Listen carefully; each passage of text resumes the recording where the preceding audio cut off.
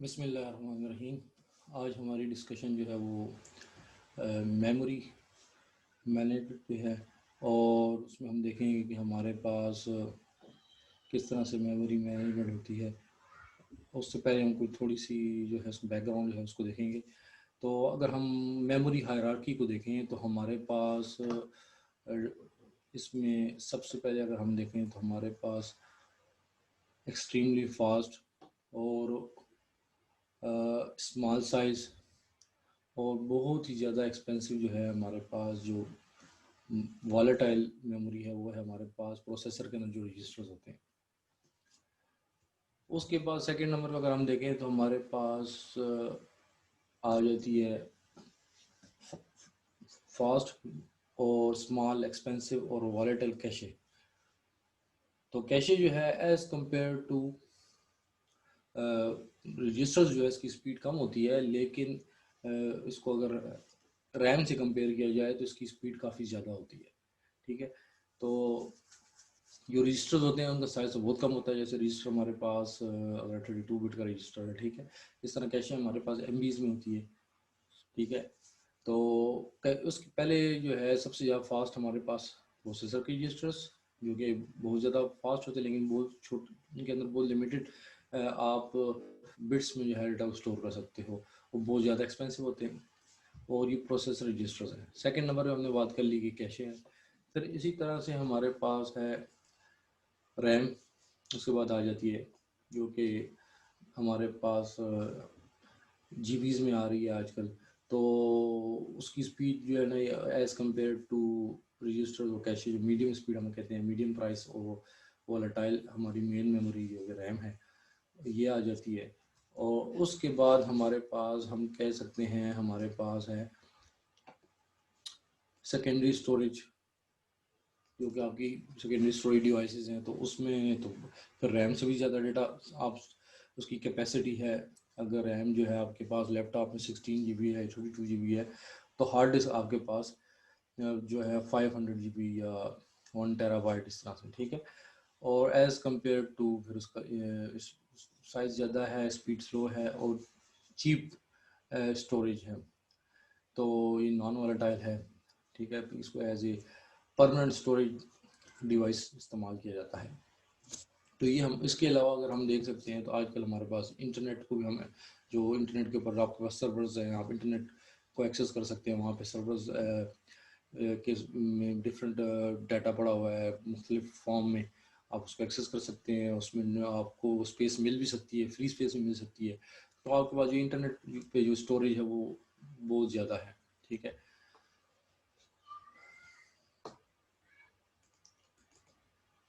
अच्छा, तो हम बात कर रहे थे मेमोरी मैनेजमेंट की। तो मेमोरी मैनेजमेंट जो है उसका ऑब्जेक्टिव है कि जो हमारी मेमोरी है उसको उसका यूज़ जो है वो फेयर हो। ठीक है, मिसाल के तौर पर रैम के अंदर मल्टीपल प्रोसेस स्टोर होंगे तो उन हर एक को स्पेस मिले, फेयर यूजेज हो। ये ना हो कि किसी को कम स्पेस मिले, किसी को ज़्यादा, कोई मोनोपलाइज ना कर दे। सिक्योर हो, एक प्रोसेस जो एक्सेस करता है मेमोरी को तो वो उसको रैम में हर एक प्रोसेस को स्पेस एलोकेटेड है तो वो उसको ही एक्सेस कर सके, उसके अलावा दूसरे प्रोसेस की स्पेस को एक्सेस ना कर सके। और इसी तरह से ऑर्डरली जो काम हो रहे हैं सारे एक स्पेसिफिक मैनर में हों, एफिशिएंटली। हमारे पास जो स्टोरेज एलोकेशन हो तो उसमें अगर किसी प्रोसेस को फॉर एग्जांपल 100K की स्पेस चाहिए तो उसको 100K ही मिलनी चाहिए। ये मतलब उसको 100K की रिक्वायर्ड है, उसको 500 की उसको स्पेस मिली है या एलोकेट की गई है तो ये ज़ाया होगी स्पेस। ठीक है, तो इस तरह से एफिशिएंट जो है वो मेमोरी एलोकेशन हो। तो हमारे पास जो मेमोरी मैनेजमेंट है उसके अंदर कौन कौन से टास्क होंगे, कौन कौन सी इसमें जो मेमोरी मैनेजमेंट मॉड्यूल है उसकी क्या रिस्पॉन्सिबिलिटीज़ होंगी। तो हमारे पास एक तो ये कि जो स्पेस फ्री स्पेस है और जो यूज स्पेस है रैम के अंदर उसको जो है ट्रैक करना। और इसी तरह से किसी प्रोसेस को मेमोरी एलोकेट करनी है, रैम में स्पेस एलोकेट करनी है, तो वो एलोकेशन करना, और अगर उसको अब ज़रूरत नहीं है तो उससे डी एलोकेट करना और फ्री स्पेस में उसको ऐड करना, ठीक है। इसी तरह swapping in and out, swapping process in and out, तो जो प्रोसेस बाद औक़ात उनको मेमोरी में से, रैम में से उसको आउट करना पड़ता है, मतलब उसको कुछ टाइम के लिए हो सकता है डिस्क पे उसको स्टोर करना पड़े, और तो उसको स्वैपिंग इन और आउट कहते हैं। जब हम बाज़ औक़ात हमने किसी प्रोसेस को स्पेस एलोकेट करनी है और उसके स्पेस नहीं, तो कुछ प्रोसेस को हो सकता है रैम में सॉरी डिस्क में लेके आना पड़े कुछ टाइम के लिए, और फिर दूसरे प्रोसेस को रैम के अंदर स्पेस एलोकेशन हो उसके लिए, तो ये भी हमारे पास पॉसिबिलिटी मौजूद है। अच्छा, इससे पहले हम आगे देखें कुछ, तो कुछ थोड़ी सी हम देखते हैं कि कुछ जब हमारे पास प्रोग्राम एग्जीक्यूशन होता है तो उसके अंदर हम किस तरह से कौन कौन से स्टेप्स होते हैं, क्योंकि आगे हम कुछ डिस्कशन करेंगे जिसमें हमें ये कुछ टर्मिनोलॉजीज़ या कुछ बैकग्राउंड नॉलेज की ज़रूरत होगी। तो हमारे पास सबसे पहले आप प्रोग्राम को कंपाइल करते हैं या असेंबल करते हैं। अगर हाई लेवल लैंग्वेज में है तो आप उसको कंपाइल करते हैं, अगर असेंबली लैंग्वेज में तो आप असेंबलर यूज़ करके असेंबलर यूज़ होता है, और फिर उसके बाद हमारे पास उसको लिंक किया जाता है। अगर उसके अंदर कोई लाइब्रेरी, जब आपके पास कंपाइलेशन हो जाती है तो आपके पास ऑब्जेक्ट प्रोग्राम आ जाता है जिसके अंदर अभी कुछ ऐसे लाइब्रेरीज के लिंक मौजूद हैं, ठीक है। अभी वो कंप्लीट एग्जीक्यूटेबल नहीं है। उसके बाद आप जब लिंक हो जाता है तो उसके बाद उस प्रोग्राम को लोडर जो है लोड करता है, ये ऑपरेटिंग सिस्टम का कंपोनेंट है जो कि प्रोग्राम को लोड करेगा मेन मेमोरी में, और फिर उसके बाद वो प्रोग्राम एग्जीक्यूट हो जाएगा। तो हम यहाँ पे थोड़ा सा और डिटेल है कि आपके पास सोर्स प्रोग्राम है, और वो सोर्स प्रोग्राम जब कंपाइलर उसको और असेंबलर उसको कंपाइल करता है तो ऑब्जेक्ट मॉड्यूल बन जाता है। फिर लिंकेज एडिटर जो है उसको लिंकेज करता है जो और मॉड्यूल्स हैं जिसके लिंक मौजूद हैं, जो मॉड्यूल यूज़ जो लाइब्रेरीज यूज़ हुई हैं प्रोग्राम के अंदर आपके, उसको जो है लिंक करता है, और फिर उसके बाद जो है लोड मॉड्यूल जो है, जो लोडर जो है उसको एक्जी फाइल को लोड करता है, ठीक है। और फिर उसके बाद बाइनरी जो है आपके पास एग्जीक्यूटिबल इमेज होता है जो कि उसको मेमोरी में लोड किया जा सकता है। तो इसी तरह से ये हमारे पास होगी बात की। अब हम बात करते हैं एड्रेस बाइंडिंग की, कि हमारे पास जब प्रोग्राम जो प्रोग्राम होता है आपका सोर्स कोड, उस प्रोग्राम की इंस्ट्रक्शंस जो हैं उनको उनके साथ एड्रेस को बाइंड करना, ठीक है। क्या मतलब कि आप जब प्रोग्राम एग्जीक्यूट करते हैं तो हर एक जो उसमें इंस्ट्रक्शन है वो किसी एक मेमोरी एड्रेस में स्टोर होगी, तो वहाँ पे उसका एक एड्रेस होगा। तो वो एड्रेस हम उसकी बाइंडिंग किस वक्त कर सकते हैं, मुख्तलिफ हो सकता है। उसकी कंपाइल टाइम हो सकती है, लोड टाइम और एग्जीक्यूशन टाइम हो सकती है उसकी बाइंडिंग। इसको हम देखते हैं। फॉर एग्जांपल, अगर आप प्रोग्राम जो है आपने, अभी जो प्रोग्राम है आपने उसको डिज़ाइन किया, और आपको कंपाइल टाइम के ऊपर जब आप कंपाइल कर रहे हैं उस वक्त आपको ये पता हो कि ये मेन मेमोरी में, ठीक है, रैम में ये कहाँ स्टोर होगा हर एक इंस्ट्रक्शन, तो उसको आप उस वक्त बाइंड कर सकते हैं, उसके एड्रेसेस उस वक्त उसको असाइन कर सकते हैं, ठीक है। तो लेकिन जब उसका ये है कि जब भी ये प्रोसेस एग्जीक्यूट होगा तो उसको उसी मेमोरी में रीजन में उसको लोड करना पड़ेगा जिसके एड्रेसेस आपने उसको असाइन किए हुए हैं, ठीक है। तो ये कंपाइल टाइम बाइंडिंग, जब आपको कंपाइल टाइम पे ये पता हो कि आपका प्रोग्राम मेन मेमोरी में कहाँ स्टोर होगा, तो उस वक्त हम इसको कंपाइल टाइम पे एड्रेस बाइंडिंग कर सकते हैं।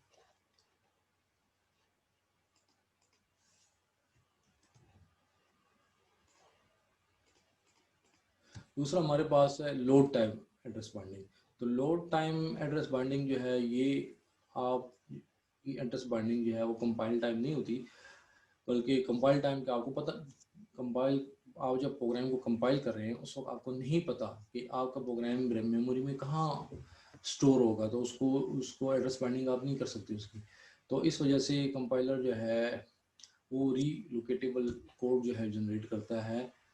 और इस केस में जो फाइनल बाइंडिंग होती है, एड्रेस बाइंडिंग, वो जब प्रोग्राम लोड होगा तो उस वक्त उसकी एड्रेस बाइंडिंग होगी, हर एक इंस्ट्रक्शन को एड्रेस दिया जाएगा मेमोरी का। तो इसका फ़ायदा ये होता है कि जब लोड टाइम बाइंडिंग का फ़ायदा ये है कि आपका प्रोग्राम मेमोरी में कहीं भी लोड हो सकता है, क्योंकि अभी उसकी एड्रेस बाइंडिंग नहीं हुई। तो अगर आपने कंपाइल टाइम पे बाइंडिंग कर दी है तो फिर आपको उसी लोकेशन पे स्टोर करना पड़ेगा जिस लोकेशन के आपने एड्रेस बाइंडिंग की हुई है। तो ये हमारे पास लोड टाइम है। फिर उसके बाद हमारे पास है एग्जीक्यूशन टाइम। ये हमारे पास आप फॉर एग्जांपल जो एड्रेस बाइंडिंग है उसको आप लोड टाइम पे नहीं करते और एग्जीक्यूशन टाइम में करते हैं। वो इस हालत में कि आप चाहते हैं कि आपका प्रोग्राम जो है ड्यूरिंग एग्जीक्यूशन वो मेमोरी रीजन उसका चेंज होता रहे।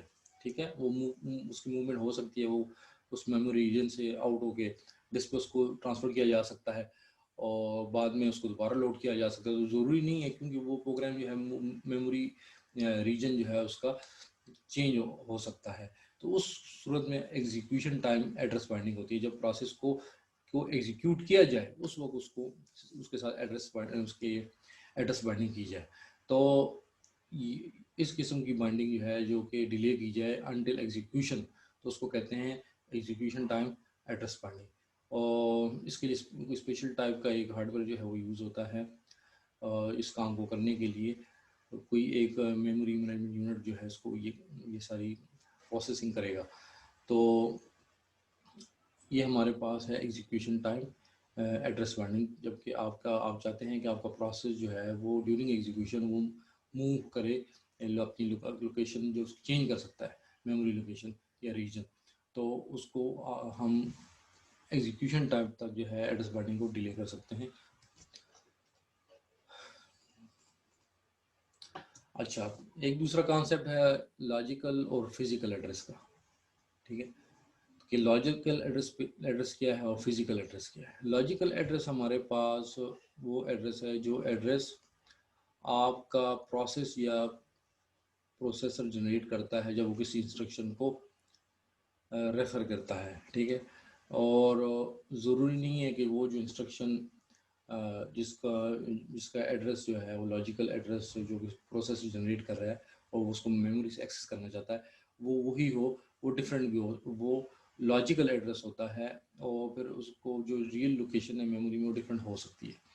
तो लॉजिकल एड्रेस हम कह सकते हैं कि वो एड्रेस जो कि प्रोसेस या सीपीयू जनरेट करता है जब वो किसी इंस्ट्रक्शन को एक्सेस करना चाहता है। फॉर एग्जांपल आपके नॉर्मली प्रोसेसर जो है वो जब किसी इंस्ट्रक्शन को एक्सेस करता है तो प्रोग्राम काउंटर या इंस्ट्रक्शन पॉइंटर उसे कहते हैं, उसमें इसका एड्रेस होता है।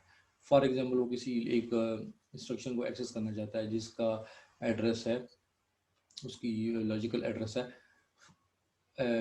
20। ठीक है, अब ज़रूरी नहीं है कि वो लॉजिकल एड्रेस जो 20 मतलब जो नेक्स्ट इंस्ट्रक्शन है वो उसका एड्रेस है 20। अब ये उसका लॉजिकल एड्रेस है। अब फिजिकल एड्रेस जो है वो डिफरेंट हो सकता है। अब फिजिकल एड्रेस क्या है? फिजिकल एड्रेस ये है कि हमारे पास वो एड्रेस जिस एड्रेस पे मेन मेमोरी में इंस्ट्रक्शन जो है वो स्टोर होती है, जो एक्चुअल एड्रेस है। क्योंकि बाज़ औक़ात ये आपका प्रोसेसर जब लॉजिकल एड्रेस जनरेट करता है तो उसको एक मेमोरी मैनेजमेंट का मॉड्यूल उसको फिजिकल एड्रेस में कन्वर्ट करता है। ठीक है, तो ये हम आगे देखेंगे कि किस तरह से कन्वर्ट करता है। लेकिन फिजिकल एड्रेस वो एड्रेस है जो एक्चुअल एड्रेस है मेन मेमोरी का जहाँ पे इंस्ट्रक्शन स्टोर्ड है। ठीक है, तो जो लॉजिकल एड्रेस है जो कि सीपीयू जनरेट करता है, हो सकता है वो जो एड्रेस है वो एक्चुअल एड्रेस नहीं होगा, वो एक लॉजिकल एड्रेस होगा, उसको कन्वर्ट किया जाएगा फिजिकल एड्रेस।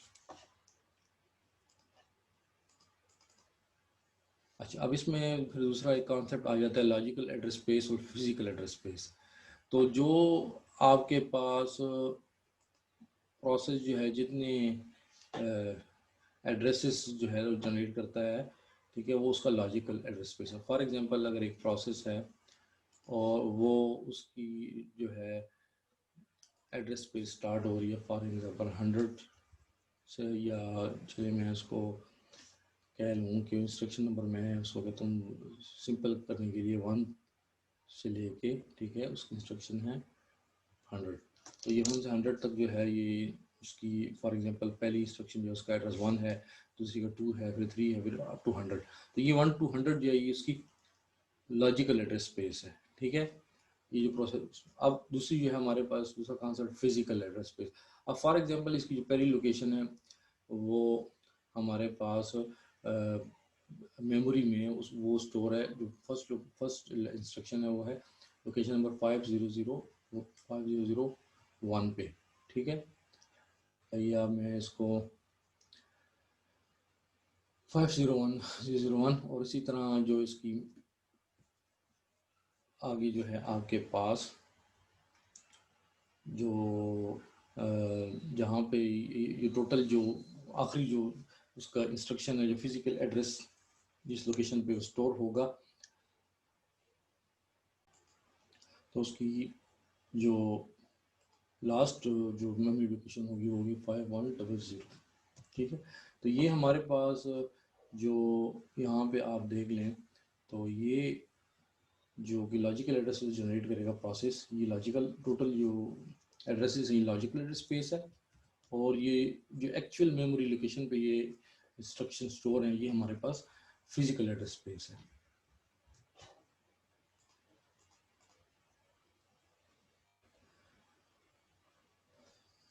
अच्छा, तो ये हमारे पास हमने जैसे बात की कि लॉजिकल एड्रेस स्पेस और physical address space, run time के ऊपर ये जो मैपिंग होती है लॉजिकल एड्रेस से फिजिकल एड्रेसेस में, ये सीपीयू के अंदर एक हार्डवेयर जो कि ये काम करेगी उसका नाम है मेमोरी मैनेजमेंट यूनिट, एमएमयू जिसको कहते हैं, जो कि ये काम करेगा लॉजिकल एड्रेस से फिजिकल एड्रेस में कन्वर्जन करेगा, इसको उसको कहते हैं मेमोरी मैनेजमेंट यूनिट।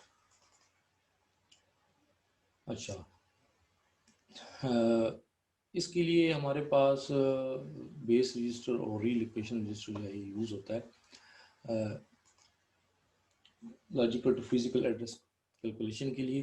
क्या किया जाता है कि जो वैल्यू रीलोकेशन रजिस्टर में है उसको ऐड कर दिया जाता है जो हर एक वैल्यू एड्रेस के साथ जो कि यूज़र प्रोसेस या प्रोसेसर उसको जनरेट करता है, ठीक है। दोबारा बताता हूँ, जो वैल्यू रीलोकेशन रजिस्टर में है उसको ऐड कर दिया जाता है हर एक एड्रेस से जो कि प्रोसेसर या आपका प्रोसेस जनरेट करता है उसके साथ। तो इसके आगे हम एग्जांपल देख लेते हैं। जैसे यहाँ पे हमारे पास प्रोसेसर ने लॉजिकल एड्रेस जनरेट किया है 346, ठीक है, और हमारे पास रीलोकेशन रजिस्टर जो है उसके अंदर वैल्यू पड़ी हुई है 14,000। तो ये 14,000 जो है ये बेसिकली हमारे पास जो प्रोसेस है उस वो जिस लोकेशन पे उसकी मेमोरी स्टार्ट हो रही है उस फर्स्ट लोकेशन का एड्रेस होता है जहाँ से उसकी उसकी एड्रेस स्पेस स्टार्ट हो रही है, फिजिकल एड्रेस स्पेस, ठीक है। तो क्या किया जाता है कि ये जो हमारे पास प्रोसेसर ने लॉजिकल एड्रेस जनरेट किया इसको इस वैल्यू के साथ ऐड कर दिया जाता है, ठीक है। तो उससे जो वैल्यू आती है वो हमारे पास फिजिकल एड्रेस होता है। जैसे 14,000 के साथ ऐड किया 346 को, तो हमारे पास आया 14,346। तो ये 14,346 जो है ये हमारे पास फिजिकल एड्रेस है, और ये 346 जो है हमारे पास ये लॉजिकल एड्रेस है, ठीक है।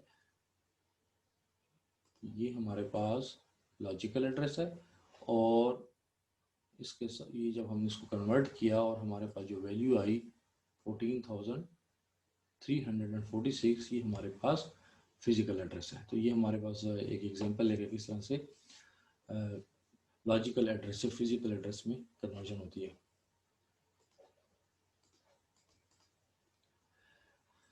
हमारे पास इस तरह से एक इंटेल का प्रोसेसर है i86 मॉडल है, उसके अंदर नेक्स्ट इंस्ट्रक्शन का जो एड्रेस होता है वो होता है इंस्ट्रक्शन पॉइंटर में। इंस्ट्रक्शन पॉइंटर प्रोसेसर के अंदर एक रजिस्टर होता है जिसके अंदर नेक्स्ट इंस्ट्रक्शन का एड्रेस होता है।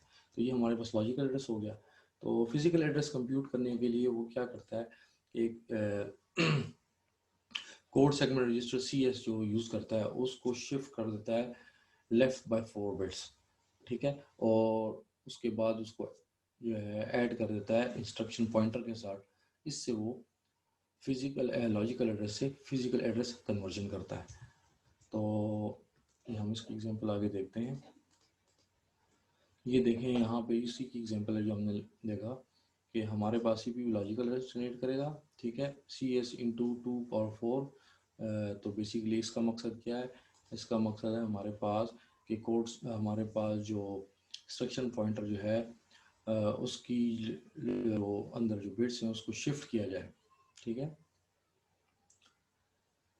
कोड सेगमेंट रजिस्टर के अंदर जो बिट्स हैं उसको लेफ्ट बाय फॉरवर्ड शिफ्ट करना है, तो उसके लिए ये प्रोसेस हो रहा है। तो उसके बाद कोड सेगमेंट, ठीक है, को मल्टीप्लाई किया 2 पावर 4, ठीक है, बिट्स को शिफ्ट करने के लिए। उसके बाद इसको ऐड कर दिया जाएगा लॉजिकल एड्रेस से, और हमारे पास जो आएगा वो फिजिकल एड्रेस होगा। तो ये हमारे पास बेसिकली इंटेल i8086 जो है उसके अंदर लॉजिकल टू फिजिकल एड्रेस किस तरह से जनरेट होता है उसकी एग्जांपल।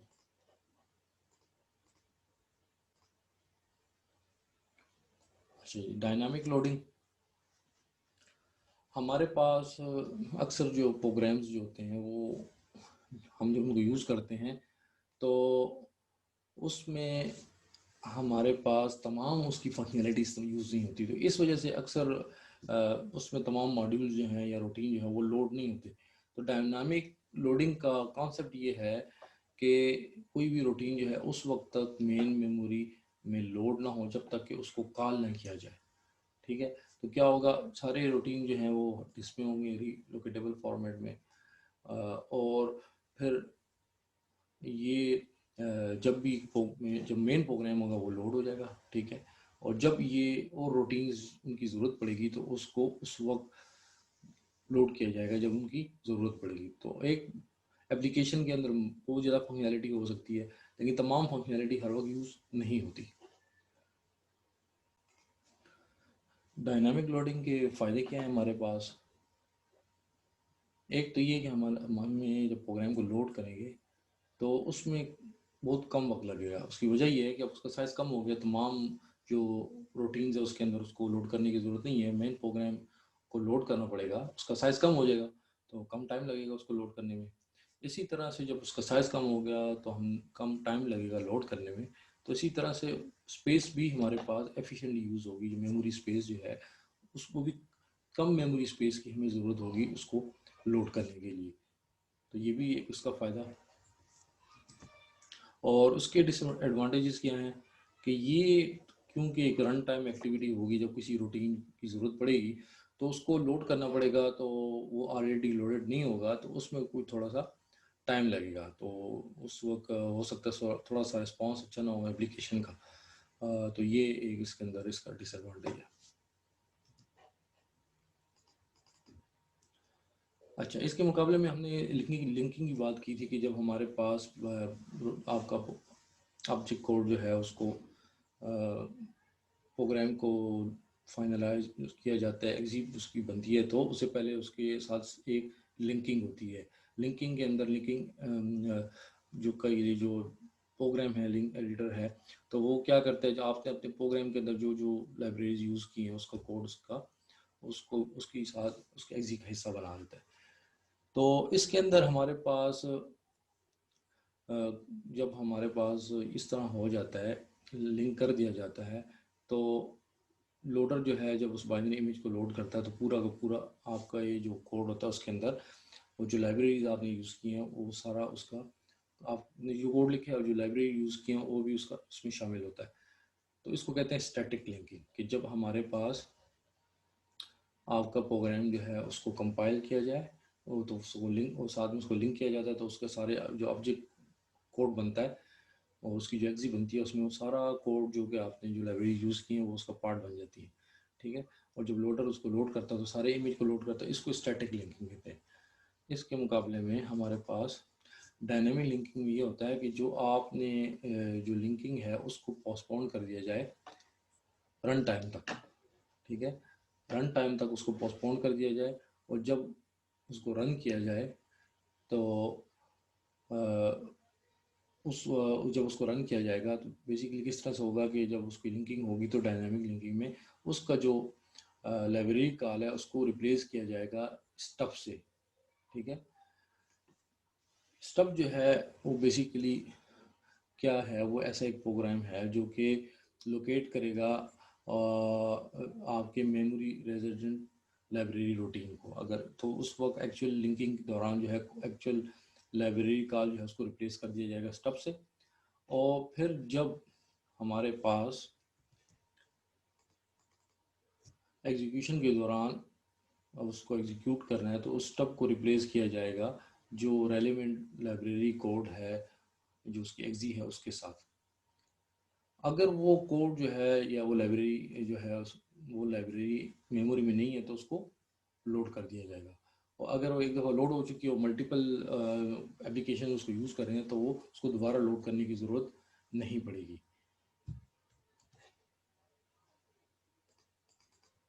तो इसके फ़ायदे क्या हैं हमारे पास कि एक तो ये है कि वही बात कि जब आपके पास कोड का साइज़ कम हो गया तो उससे आपको प्रोग्राम को लोड करने में कम टाइम लगेगा, क्योंकि आपने वो उसका स्टेप से भी इंक्लूड किया, पूरा का पूरा कोड उसको इंक्लूड नहीं किया उसका। उसके साथ साथ स्पेस की रिक्वायरमेंट भी कम होगी। और इसी तरह से जो आपने बाइनरी स्टोर करनी है और अगर आप एक एप्लीकेशन में जो फंक्शंस यूज़ करते हैं या routines library call libraries use करते हैं तो वो बहुत सारी एप्लीकेशंस यूज़ करती हैं, तो वो तमाम एप्लीकेशंस के लिए वन टाइम उसको लोड किया जाएगा। और इसी तरह से अगर वो बहुत सारी एप्लीकेशन में यूज़ हुआ है तो उसको उसके ऑब्जेक्ट कोड का हिस्सा बना दिया जाए एक्जी का, तो फिर उसका साइज़ बढ़ जाएगा। तो हमारे पास हर एक एप्लीकेशन में वो जो है रिडंडेंट वो कोड सा हो जाएगा। तो अगर उसको एक ही जैसे यहाँ पे डायनामिक लिंकिंग है तो अगर तुम बहुत सारी एप्लीकेशन उस लाइब्रेरी को यूज़ कर रही हैं तो वन टाइम वो लोड होगी मेमोरी में, उसके बाद वो सारे जो एप्लीकेशन है उसको यूज़ कर सकती हैं। तो इससे हमारे पास जो डिस्क की स्पेस है वो भी उसकी भी जो है वो भी एफिशिएंटली यूज़ होगी और जो हमारा प्रोग्राम होगा उसका साइज कम होगा।